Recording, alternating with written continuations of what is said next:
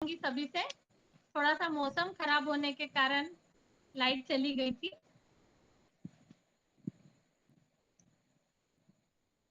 तो देखिए आप सब लोगों ने यहाँ तक तो लिख ही लिया होगा, है ना।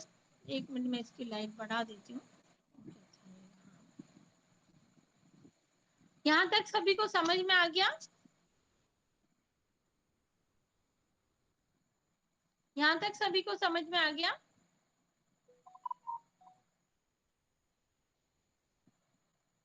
आप सब लोग बताइए।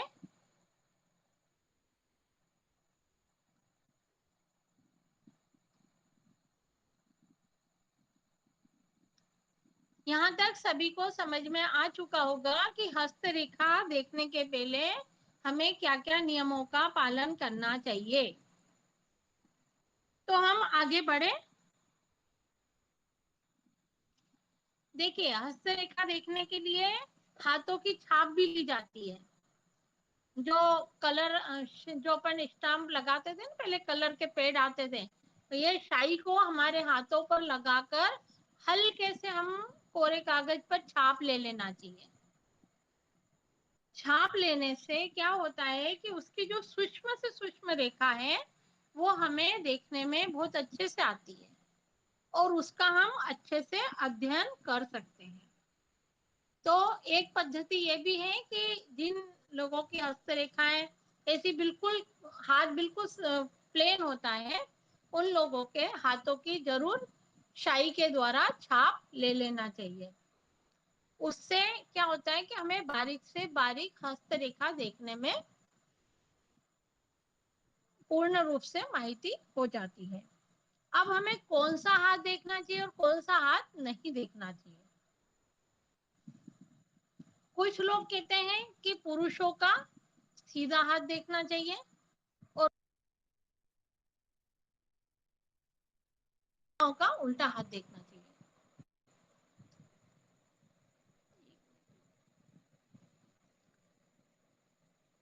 तो स्त्री पुरुषों के दोनों हाथ की परीक्षा करना ठीक है। जैसे मैं जो देखती हूँ, मैं दोनों हाथों को देखती हूँ, एक हाथों को नहीं देखती हूँ। दोनों हाथों का अवलोकन करना चाहिए। बहुत से लोग कहते हैं कि महिलाओं का यदि सीधा हाथ देखते हैं तो पूर्व जन्म का होता है और उल्टा हाथ इस जन्म का होता है। ऐसे ही पुरुषों का उल्टा हाथ पूर्व जन्म का होता है और सीधा हाथ इस जन्म का होता है। तो इसीलिए हम दोनों हाथों का अवलोकन करते हैं और उसके बाद में ही हमारा फलित करते हैं। और 14 वर्ष से कम आयु के बालकों का हस्त परीक्षण नहीं करना चाहिए। बहुत से लोग होते हैं कि छोटे छोटे बच्चों के हाथ दिखाने के लिए आ जाते हैं कि बच्चों के हाथ देखिए, मगर 14 साल से कम उम्र के बच्चों के हाथ नहीं देखना चाहिए। और हाथ देखने का एक नियम और है कि हाथों को यदि हम प्रातः काल देखते हैं, सुबह 8 से 10 बजे के बीच में, बिना कुछ खाए पिए, तो उसमें ब्लड सर्कुलेशन की मात्रा बहुत अच्छी होती है और उससे अध्ययन करने में भी हमें सहायता प्राप्त होती है। तो हमें जहां तक हस्तरेखा देखने का जब आता है तो हमें प्रातःकाल हस्तरेखा देख लेनी चाहिए, ताकि उससे हम जब भी किसी को बताते हैं तो सही सही उसका फलित निकलता है। तो देखिए कि आपको जो नियम है वो तो समझ में आ गए होंगे कि कैसे कैसे हमें हाथ देखना चाहिए, किस प्रकार देखना चाहिए, क्या है। तो अब आगे हम विस्तार से इस विषय में चर्चा करना चालू कर रहे हैं। तो आगे बढ़े हम लोग। सभी को समझ में आ गया होगा यहाँ तक तो किसी अब को इधर कोई देखिए, प्रॉब्लम है तो यहीं पे पूछ लीजिए। हाँ कोई प्रश्न हो तो आप पूछ सकते हो और नहीं तो हम आगे बढ़े। मैम आगे बढ़िए। हाँ ठीक है। अब देखिए, हम सबसे पहले हाथ देखने के पहले हमें समझना चाहिए कि हाथ में कितने विभाग होते हैं, है ना। हाथों के 11 भाग होते हैं, ये लिख लीजिए। ये हम लोग मतलब शुरुआत की पीढ़ी, शुरुआत जो हम कर रहे हैं कि हस्तरेखा कहाँ से देखना प्रारंभ करनी चाहिए, कैसे क्या क्या होता है, ये सब हम शुरुआत कर रहे हैं। तो हाथ के 11 विभाग होते हैं। इसमें पहला होता है उंगलियों के अग्रभाग। ये देखिए अग्रभाग, हमारे जो कोर होते हैं इसको बोलते हैं अग्रभाग। इस पे है ना चिन्ह होते हैं, शंख चक्र, शंख चक्र शुक्ति, शुक्ति रूपी रेखा चिन्ह। जैसे ऐसा गोल चक्र होता है, एक शंख होता है और एक ऐसा पहाड़ रूपी वलय होता है, जिसको ऐसा पहाड़ रूपी शुक्ति बोलते हैं। तो इस प्रकार के चिन्ह हमारी उंगलियों पे और अंगूठों पे पाए जाते हैं। बहुत से लोग कहते हैं ना कि आपके तो हाथों में 10 उंगलियों में चक्र ही चक्र है, तो आप चक्रवर्ती सम्राट होंगे। ऐसे पहले राजाओं के हाथों में भी देखकर बताया जाता था कि आपके 10 उंगलियों में चक्र है तो आप चक्रवर्ती सम्राट होंगे। दूसरा भाग आता है नख, हमारे नाखून। हमारे नाखूनों का भी इसमें बहुत बड़ा योगदान होता है। नाखूनों से हम बहुत सारी चीजों का, नाखूनों को देखकर हम रोगों के विषय में पता कर सकते हैं। नाखूनों के पे जो चंद्र होते हैं उससे हमारी जॉब कैसी लगेगी, क्या होगा, ये भी हम पता कर सकते हैं। तीसरा भाग आता है उंगलियों के पर्व और गांठें। ये होते हैं उंगलियों के पर्व और ये होती है हमारी पीछे गांठें। ये गांठ को देखकर भी हम बता सकते हैं। यदि हमारे शरीर में गठिया रोग होने की संभावना होती है तो हमें हाथों से पता चल जाता है कि हमें गठिया रोग होने वाला है। या हमारे स्नायु तंत्र में यदि कमजोरी उत्पन्न हो रही है तो हमारे नाखूनों पे ऐसी लंबी लंबी रेखाएं निर्मित हो जाती है, तो उससे हमें समझ लेना चाहिए कि हमारे शरीर के स्नायु तंत्र में कमजोरी आने वाली है या आ चुकी है। इसमें भी धारियां देखनी पड़ती है कि धारी बारीक है कि मोटी है, किस प्रकार की है, काली धारियां तो नहीं है। अनेक प्रकार से हम नाखूनों पे इन चीजों का अवलोकन करके बीमारी के विषय में जान सकते हैं।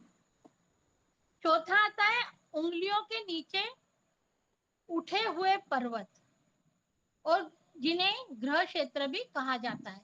देखिए उंगलियों के नीचे ये उठे हुए पर्वत होते हैं, ये इनको पर्वत कहा जाता है। और यहाँ पर ये ग्रहों के भी क्षेत्र है।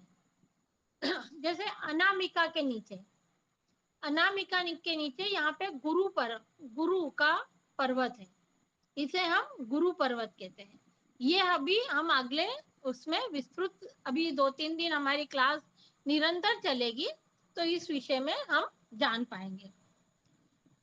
पांचवा भाग आता है उंगलियां। अब उंगलियों के भी बहुत सारे प्रकार हैं, जैसे लंबी उंगली, छोटी उंगली, पतली उंगली, मोटी उंगली, इस प्रकार से उंगलियां देखी जाती है।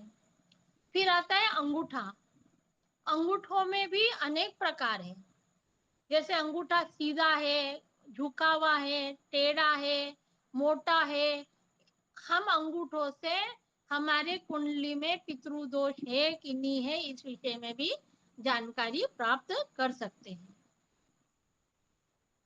हम हाथ देखकर ही आपकी कुंडली में बता सकते हैं कि आपको काल सर्प है, आपको पितृदोष है, आपको किस प्रकार की समस्या है, हाथों से कुंडली में बता सकते हैं। आपकी कुंडली और हस्तरेखा, यदि आपकी कुंडली सही होगी तो हस्तरेखा में जो बात आ रही है वो कुंडली में भी बात आती है। आगे सातवां है हथेली और उंगलियों के मूल से कलाई तक का भाग।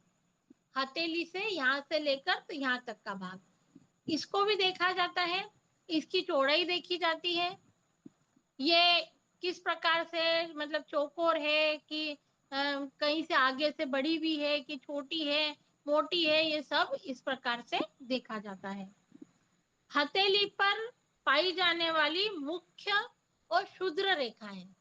हथेली पर जो रेखाएं है, हृदय रेखा, मस्तिष्क रेखा, जीवन रेखा, और इसके अंदर क्षुद्र रेखाएं भी होती है, वो भी देखी जाती है।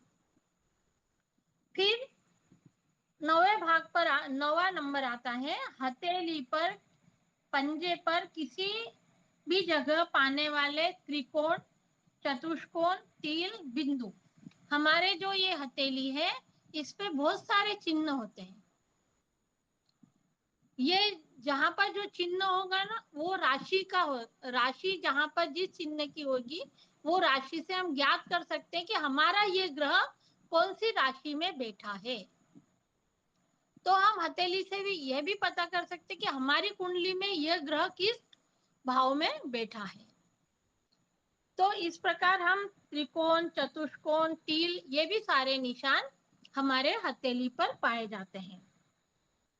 फिर मणिबद्ध रेखा के विषय में भी हमें पूर्ण रूप से कि सीधी मणिबद्ध है कि चेन है कि उसके अंदर त्रिभुज बने हुए हैं, इस प्रकार से मणिबंध से भी हम आयु का विचार कर सकते हैं कि 3 मणिबंध रेखाएं कि 2 है कि 4 है।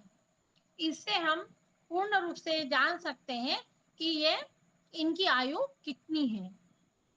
फिर हथेली का पुष्ट भाग और कर पुष्ट भाग, ये पीछे का भाग जिसको बोलते हैं, इससे भी हम पूर्ण रूप से हथेली के विषय में जान सकते हैं कि ये हथेली किस प्रकार की है। 11 भागों के विषय में आपको जो जानकारी दी है ये सब आपने नोट कर ली?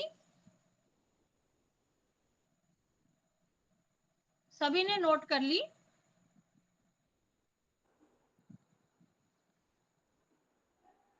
प्लीज जब पूछा जाता है तो आप लोग प्लीज रिस्पॉन्स किया कीजिए, सामने वाले पे फिर इफेक्ट अच्छा नहीं पड़ता ना। हाँ। हाँ, क्योंकि ये आप महत्वपूर्ण कम से जानकारी कम जब आप आश्चर्य का, 5 लोग जुड़े हुए हैं तो कम से कम 15-20 रिप्लाई तो एटलीस्ट आने चाहिए ना।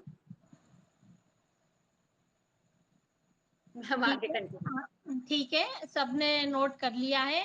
क्योंकि ये शुरुआत का ज्ञान है और ये यदि नहीं होगा आपके पास तो आप हस्तरेखा नहीं देख पाएंगे, ये बहुत जरूरी है। तो आगे बढ़ते हैं।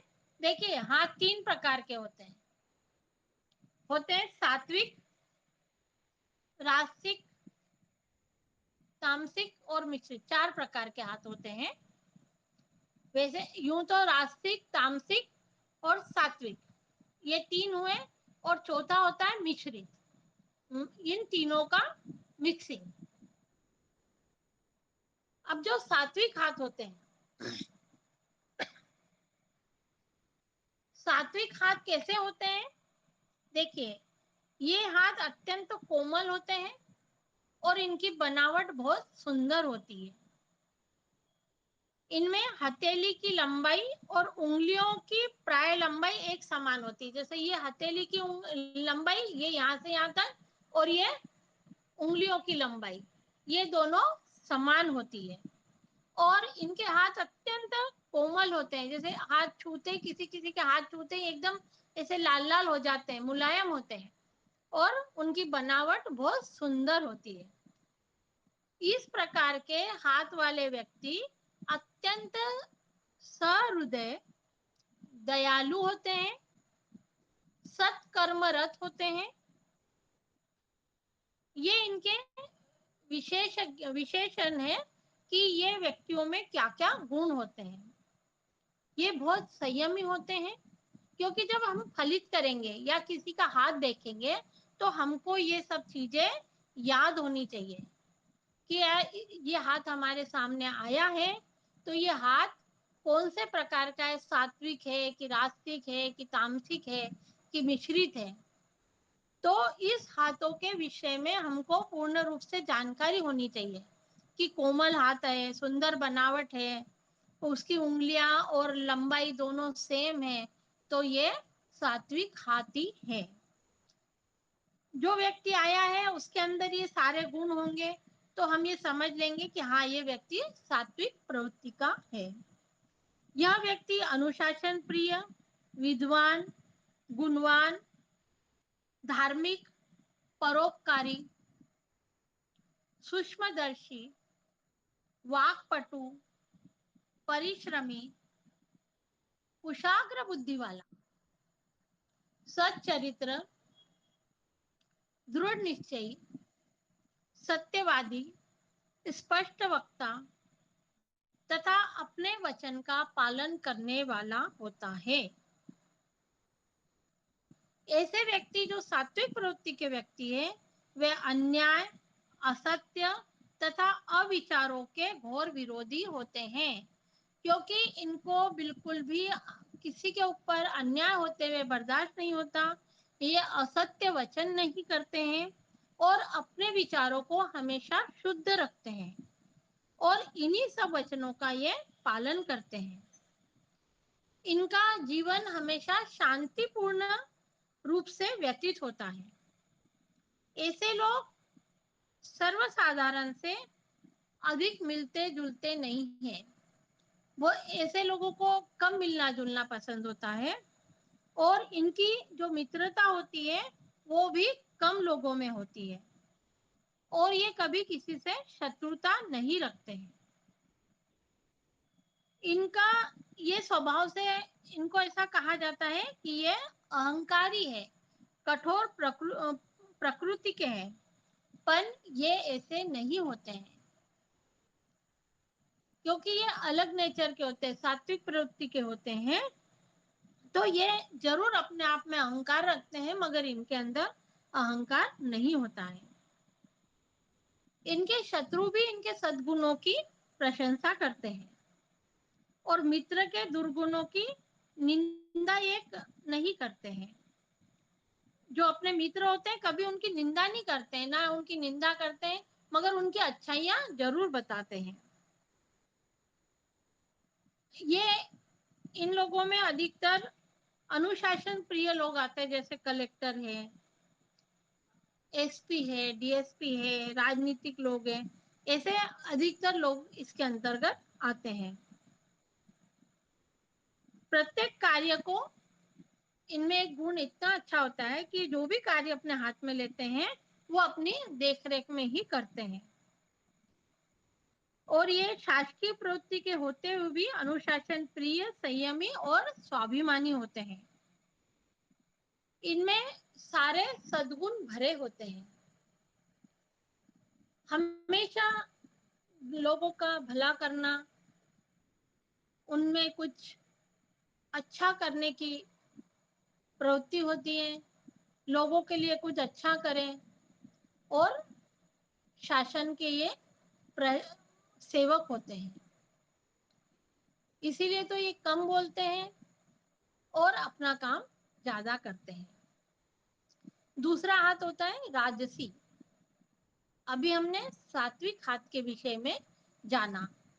सात्विक हाथ जिसका भी हमें दिखे तो ये सारे गुण उनके हाथों में हमें प्राप्त होंगे। अब दूसरा हाथ होता है राज। अब राजसी श्रेणी के हाथ सुडौल, सदृढ़ और सुंदर होते हैं। अच्छे मतलब मजबूत हाथ होते हैं। राजसिक लोगों के जो हाथ होते हैं वो मजबूत, सुडौल, सदृढ़ और सुंदर होते हैं। हथेली गुलाबी रंग की तथा अधिक चौड़ी होती है।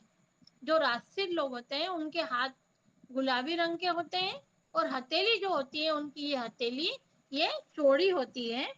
इनकी उंगलियां भी विभिन्न प्रकार की सीधी, टेढ़ी, मोटी, पतली तथा फैली हुई पाई जाती है।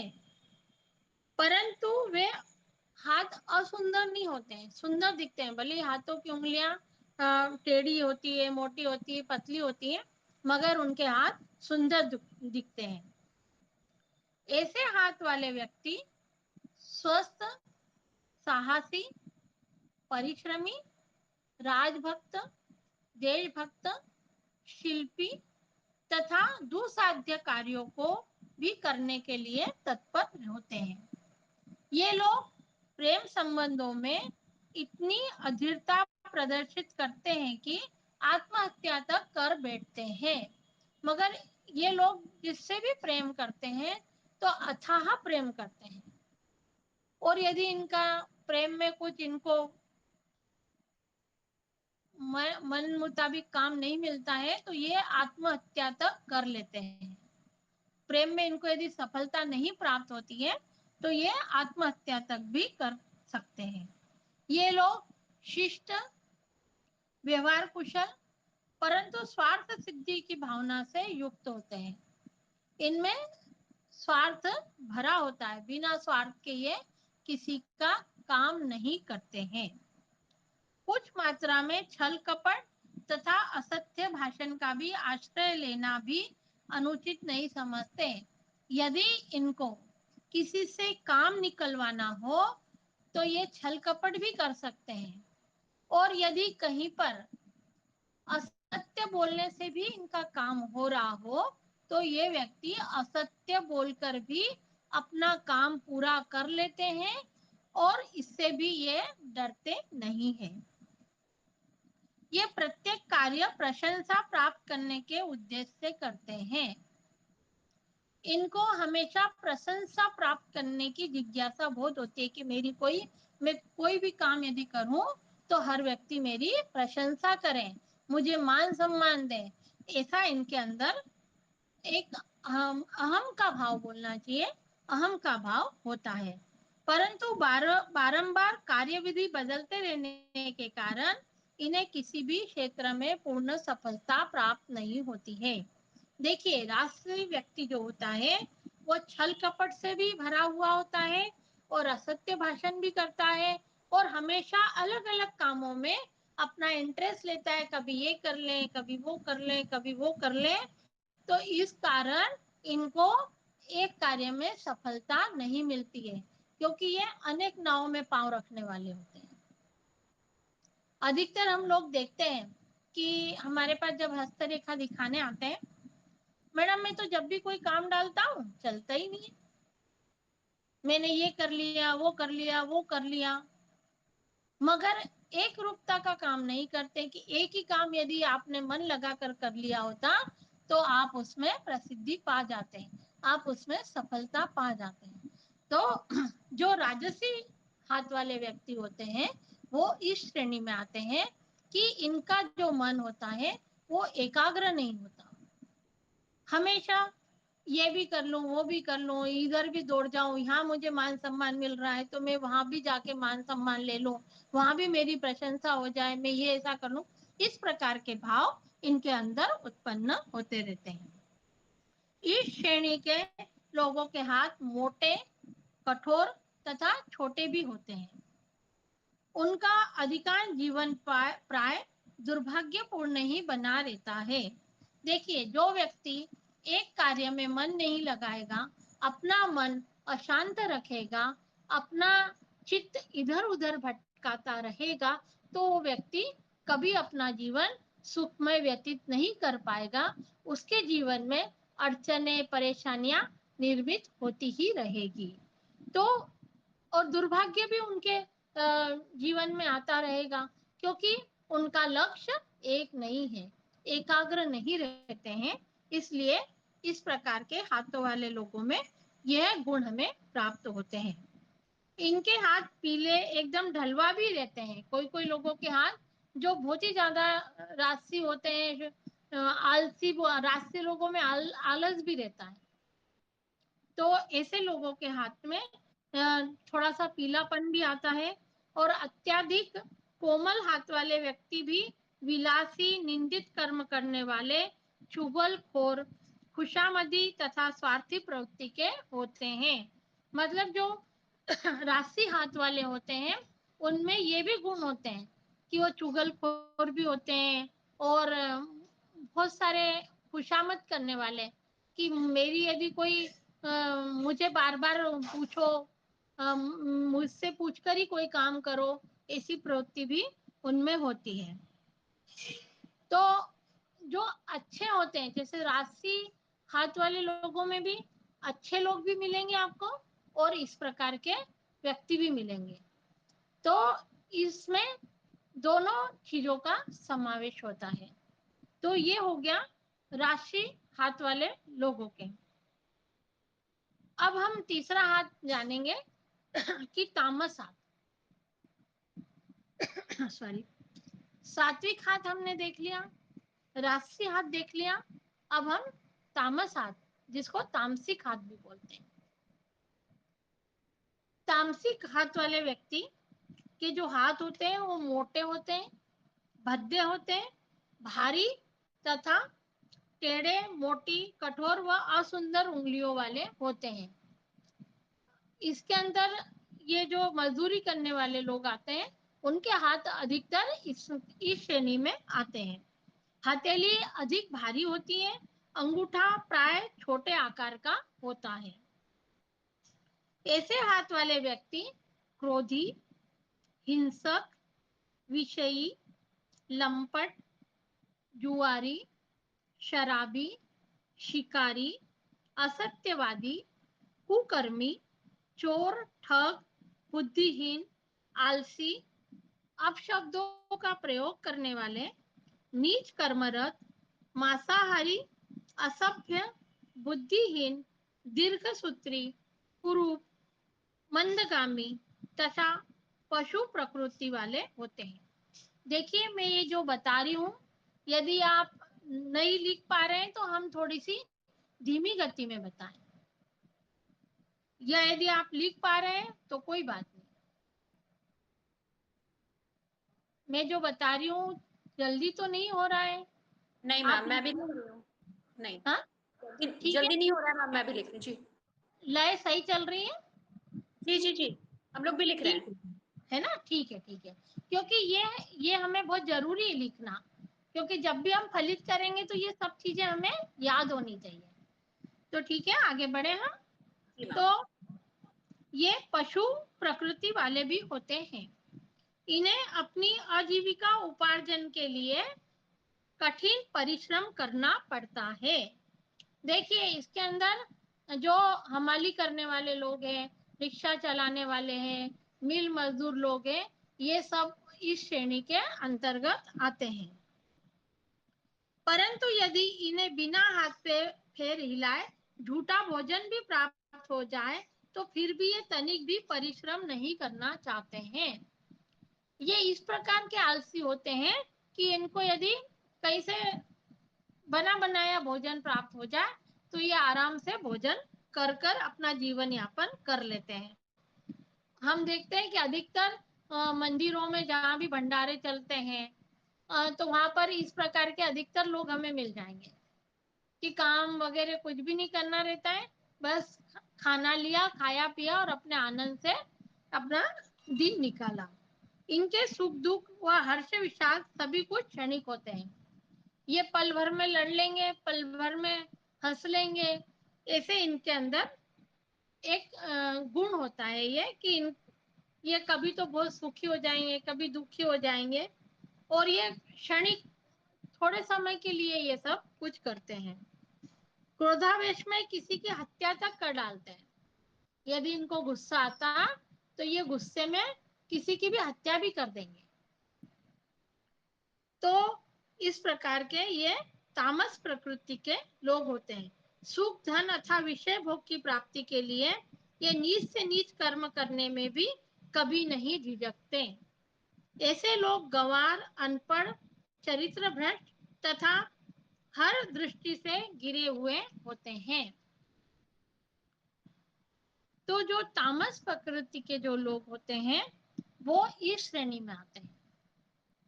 इसमें जो मजदूरी करते हैं वो लोग भी आ जाते हैं, जो भिक्षावृत्ति करते हैं वो लोग भी आ जाते हैं, या जो हमाली करते हैं या ठेला इस प्रकार चलाते हैं, वो सब लोग तामस प्रकृति के इस हाथ की श्रेणी में आते हैं। तो अधिकतर यहाँ तक आप लोगों को पूरा लिख लिया होगा, ऐसा मैं समझती हूँ। आगे चौथा प्रकार है मिश्रित हाथ। चौथा जो प्रकार है मिश्रित हाथ।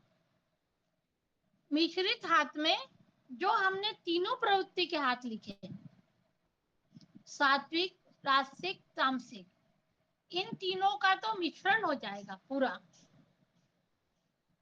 इन तीनों प्रकार के जब हाथों के हमने पूरे गुण यदि याद कर लेते हैं और ऐसा कोई मिश्रित हाथ हमारे सामने आता है तो हम तुरंत उसको बता सकते हैं। सामान्यतः मिश्रित श्रेणी के हाथ वाले व्यक्ति काल्पनिक, अनेक विषयों के जानकार होते हुए भी सभी में अपूर्ण, प्रत्येक कार्य को बीच में ही छोड़ देने वाले तथा सद्गुण व दुर्गुणों के समन्वय स्वरूप होते हैं। देखिए, जो मिश्रित हाथ हैं, अब अपन ने तीनों हाथ तो देख लिए, इसके बाद जो मिश्रित हाथ वाले होते हैं वो काल्पनिक होते हैं। काल मतलब मुंगेरी लाल के सपने, यानी कुछ भी सोचकर अपना सपनों में महल बना लेना, इस प्रकार के होते हैं। वे अनेक विषयों के जानकार होते हैं, फिर भी वो अपूर्ण होते हैं। पता है, उनको सारे सब्जेक्ट की जानकारी है, वो भी थोड़ी थोड़ी थोड़ी थोड़ी अधूरी अधूरी है, इसलिए वो पूर्ण नहीं हो पाते। प्रत्येक कार्य को बीच में ही छोड़ देते हैं। थोड़ा सा किया फिर छोड़ दिया, थोड़ा सा किया फिर छोड़ दिया। इस प्रकार उनके उनके अंदर जो सद्गुण दुर्गुण होते हैं वो भी हम सही प्रकार से नहीं बता सकते। इनके जीवन में हर्ष विषाद, सुख दुख, मान अपमान, वैभव दारिद्र्य, आशा निराशा आदि का निरंतर आवागमन होता रहता है। इन सब चीजें इनके जीवन में आती और जाती रहती है। जिस मुख्य श्रेणी के हाथ के लक्षण अधिक होते हैं उसके गुणों की प्रधानता रहती है। देखिए, जिनके हाथ में जैसे मिश्रित हाथ हम यदि देखते हैं तो मान लो इस हाथ में यदि सात्विक हाथ की यदि ज्यादा प्रधानता रहेगी और तामसिक और राजसिक के थोड़े थोड़े लक्षण होंगे तो हम उसको बताएंगे कि ये व्यक्ति सात्विक श्रेणी में आ रहा है। इसी प्रकार यदि किसी के हाथ में राजसिक श्रेणी की मात्रा ज्यादा रहेगी और सात्विक और तामसिक की कम रहेगी तो उससे हम राजसिक श्रेणी का हाथ बताएंगे। ऐसे व्यक्ति स्वभाव से मिलनसार होते हुए भी कभी कभी शीघ्र क्रुद्ध हो जाया करते हैं। मतलब ऐसे व्यक्ति पल में तो अच्छे रहेंगे और पल में ही गुस्सा हो जाएंगे। तो देखिए, अभी तक हमने इन 4 जो हाथ के प्रकार है इस विषय में हमने आज समझा। तो आप बता दीजिए।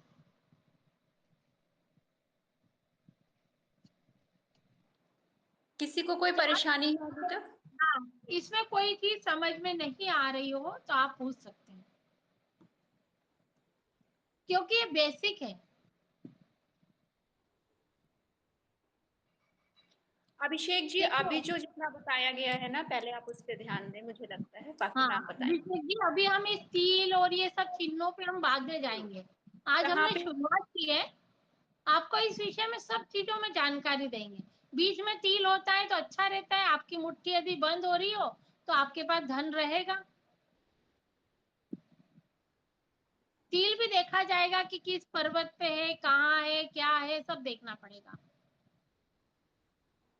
अभी तक जितना पढ़ाया गया है उसमें किसी को कोई परेशानी है तो वो मैम से पूछ सकता है पहले। देखिए, मैंने अभी बताया ना सुमित कुमार जी कि जो मिश्रित हाथ है, मिश्रित हाथ में यदि सात्विक हाथ के लक्षण ज्यादा पाए जाएंगे और तामसिक और राजसिक के कम होंगे तो हम सात्विक बताएंगे। उससे जो सात्विक के लक्षण है वो हम ज्यादा बताएंगे और राजसिक और तामसिक के कम बताएंगे। उससे हम बताएंगे भाई आपके अंदर सात्विक गुण ज्यादा है, मगर उसके साथ आपके अंदर राजसिक गुण भी है और तामसिक गुण भी है।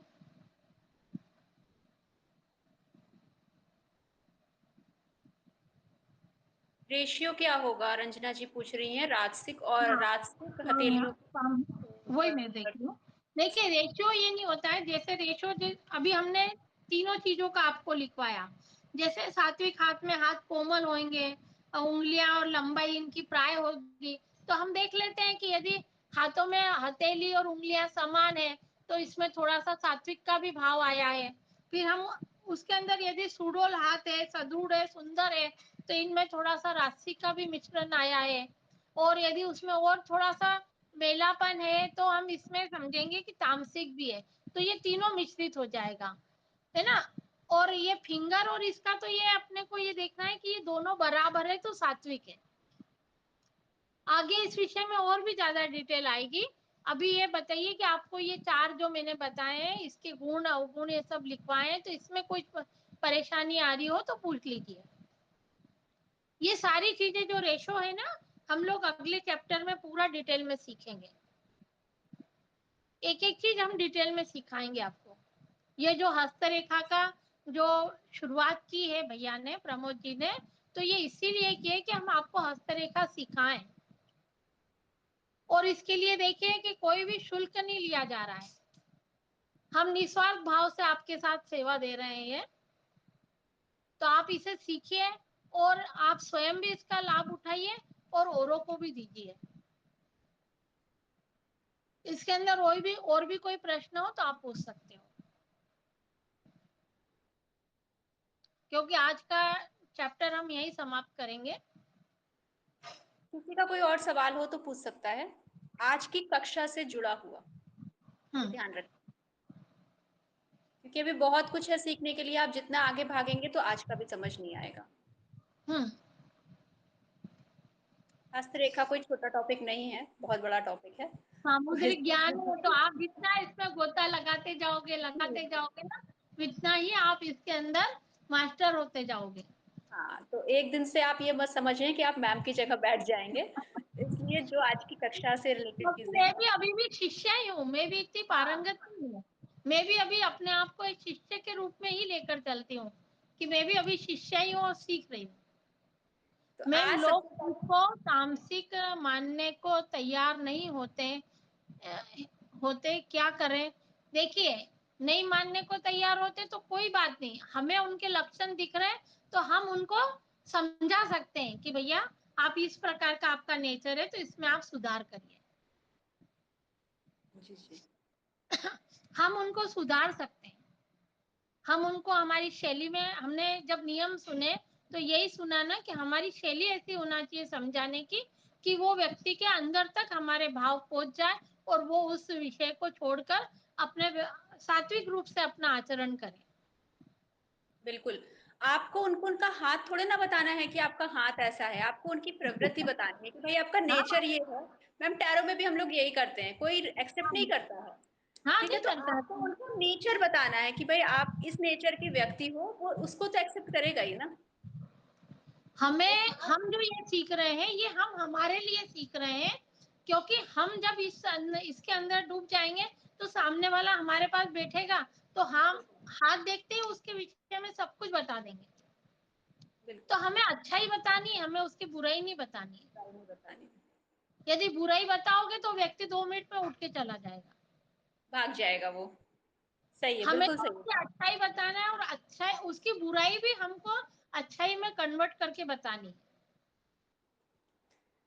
सुमित कुमार जी का एक सवाल है मैम कि क्या ये जो हाथ है ये चेंज भी हो सकता है? जो हमने टाइप्स आज सीखे हैं, रासिक नहीं, तामसिक, चेंज हो हाथ सकता चेंज है? नहीं हो सकता है। हाथ तो भगवान द्वारा जैसा बनाया गया वैसा ही है। इसके अंदर जो रेखाएं रहती है वो हम चेंज जरूर कर सकते हैं। और इसमें भी मुख्य 3 रेखाएं जो रहती है, हृदय रेखा, मस्तिष्क रेखा और जीवन रेखा, इनमें कभी भी परिवर्तन नहीं आता है। बाकी की जो छोटी छोटी रेखाएं होती है उसमें जरूर परिवर्तन आता है, और वो हर 6 महीने में आता है।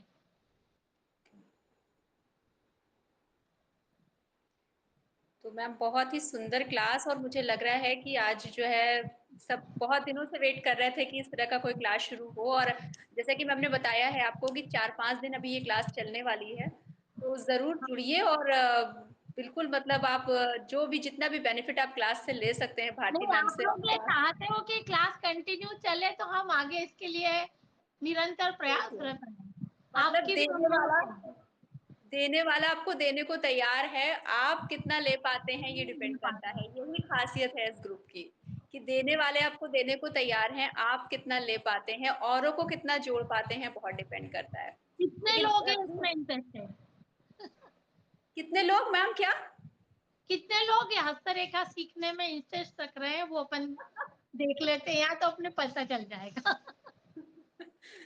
तो बाकी जो भी आपके साथी हैं और हस्तरेखा सीखना चाहते हैं, उन्हें क्लासेस से जरूर जोड़िए। यूट्यूब के भरोसे मुझे लगता है ये जो लाइव क्लास का मजा है ये यूट्यूब पे नहीं आता है। मैं शुरू से हमेशा से कहती हूँ कि लाइव क्लास का मजा यूट्यूब पे नहीं मिलता है। आप डायरेक्ट अपने मेंटोर से जुड़ते हैं, आप डॉक्टर से यहाँ पर जुड़ते हैं डायरेक्ट, तो जितने लाइव क्लास में हम लोग जुड़ सकते हैं और नोट्स ले सकते हैं, मैम से डायरेक्ट बात कर सकते हैं, वो प्लीज़ कोशिश कीजिए आप लोग जितने लोग औरों को भी जोड़ पाएँ। और मैम जब अपना समय दे रही हैं तो आप भी, और सबसे इम्पोर्टेंट चीज़ जो आज मुझे थोड़ा-सा लगा कि जब भी आपसे कोई सवाल पूछा जाता है तो प्लीज़ सब लोग रिप्लाई किया कीजिए, है ना? क्योंकि एक इंसान जब आपको समय दे रहा है तो वो आपसे ये चाह रहा है कि उसकी क्लास आपको समझ आ रही है कि नहीं, आप सिर्फ़ उसे इतना बता दें, हम इतना तो कर सकते हैं। तो ये ज़रूर ध्यान रखिए, मैम तो ख़ैर अपनी हैं, लेकिन जब भी कोई दूसरा मेंटर भी आपके साथ जुड़ता है, कोई डॉक्टर आता है, कितनी दूर से कितने रिक्वेस्ट के बाद वो यहाँ पर जुड़े हैं, और आप अगर उनसे कनेक्ट करते हैं ना तो उसको भी मज़ा आता है समय देने में, राइट? सो ये आप ज़रूर ध्यान रखें। भारती मैम, आज आपने जो टाइम दिया उसके लिए बहुत-बहुत थैंक यू, और हम बिल्कुल वेट हम कर तो रहे हैं कि चाहते कल हैं की कि इस क्लास में। प्लेटफॉर्म पे 1000 लोग रोज जुड़ते हैं। मैं तो यही कहती हूँ, और मैं देखिए तो कोशिश करती हूँ कि किस तरह देखिए से आज ये इस हो वक्त सके। 78 लोगों ने जो भाग लिया है, यदि एक एक व्यक्ति यदि 10-10 लोग भी जोड़ते हैं तो हमारे साथ कितने लोग हो जाएंगे। और वैसे भी कहते हैं ना, जब आप कुछ सीखते हैं तो थोड़ी तो फीस लगती है। अब आप इतना ही कर सकते हैं कि ज़्यादा से ज़्यादा लोगों के साथ आप लिंक को शेयर करें, हम तो हम ताकि तो वो आपसे जो है ना। फीस नहीं ले रहे हैं, हम दक्षिणा के रूप में आपसे हाँ, केवल हाँ। 5-5 लोग 2-2 लोग जोड़ने का ही आग्रह कर रहे हैं। बस यही आग्रह कर रही हूँ, और मैम भी देखिए आपकी क्लास लेंगी चली जाएँगी, लेकिन उनकी रिक्वेस्ट जो है वो ग्रुप को स्ट्रॉन्ग बनाने के लिए है। ताकि बस सिर्फ़ ये चाहते हैं कि ज़्यादा लोग जुड़ें, उन्हें बेनिफिट मिले, बाकी यहाँ पे किसी का कोई प्रॉफ़िट नहीं हो रहा। लेकिन हमें जितने कुछ भी ज़्यादा नहीं लोगों को चाहिए। बेनिफिट मिलेगा उतना अच्छा लगेगा। तो थोड़ा-सा ये मत सोचिए कि सिर्फ़ हमें ही मिले, अपने रिलेटिव्स को, अपने फैमिली मेंबर्स को, अपने दोस्तों को आप जोड़िए, और उनसे कहिए कि 9 से 10 की क्लास है, नॉर्मली ये टाइम सबके पास फ्री होता है। तो वो जुड़ें, कनेक्ट करें, और ये सही बात है, ये 79 का जो स्कोर है ये बढ़ के जो है वो कम से कम 1000 तो जाना चाहिए, तो मैं भी कहूँगी, है क्योंकि एक एक व्यक्ति यदि 10-10 लोगों को भी जोड़ेगा तो ये 700 तो यूं ही हो जाए, बिल्कुल। है ना। ठीक है, तो ये हम लोगों अभी की रिक्वेस्ट है। मैं ये कह रहे हैं कि कोर्स कितने दिन चलेगा। आप लोगों की जब तक इच्छा है जब तक हम कोर्स चलाएंगे। बिल्कुल, और जितने भी मेंटोर्स आपके साथ जुड़े हैं, सब एक ही चीज़ में महारत नहीं हासिल है सबको, एक खत्म हो जाएगा, कुछ और शुरू होगा। ठीक है, तो हम ये इसके आप बाद बिल्कुल आपको ज्योतिष सिखाएंगे, लोशु ग्रिड सिखाएंगे, केपी केबी भास्करन, बहुत सारी विधाएं, तो बस और क्या चाहिए, है ना? आप सारी यहाँ पे रहो। चीजें वास्तु सिखाएंगे।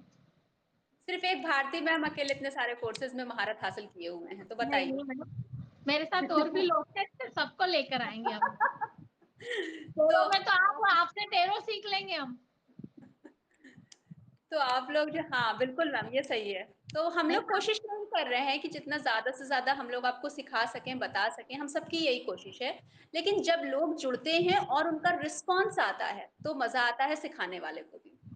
भारती मैम, कल आगे के क्लास के लिए हम सब रेडी हैं। आप आज तो बिल्कुल टाइम नहीं है, लेकिन आप कल ज़रूर कुछ और बहुत इंटरेस्टिंग बताएँगी, ऐसी उम्मीद है। सबसे कोई रिक्वेस्ट है बात कि नहीं। 9 बजे जुड़ जाएँ, क्योंकि ये जो क्लास है ये मिस ना हो आपकी। फिर आप ये ना पूछें कि मैम कल कहाँ पे छोड़ा था, आज कहाँ पे पकड़ा है। तो 9 से 10 का क्लास आप और प्रॉपर कल हम अटेंड करें, आपको फिर से ये पूछेंगे कि आपने कितनी स्टडी करी। बस। और जो नहीं बता पाए मैम उसे क्लास के बाहर कर दीजिएगा, पनिशमेंट भी दीजिएगा। नहीं नहीं नहीं, ठीक है। चलिए, चलो थैंक यू ठीक सो है, आज मच के मैम, लिए आप सबको जुड़ने धन्यवाद। के लिए। आप सबका बहुत-बहुत आभार। लोगों के साथ लिंक शेयर करते रहें, और ज़्यादा से ज़्यादा लोगों को जोड़ते रहें। शुभ रात्रि ma'am, thank you so much. धन्यवाद सताक्षी जी, और सभी को नमस्कार, जय श्री महाकाल।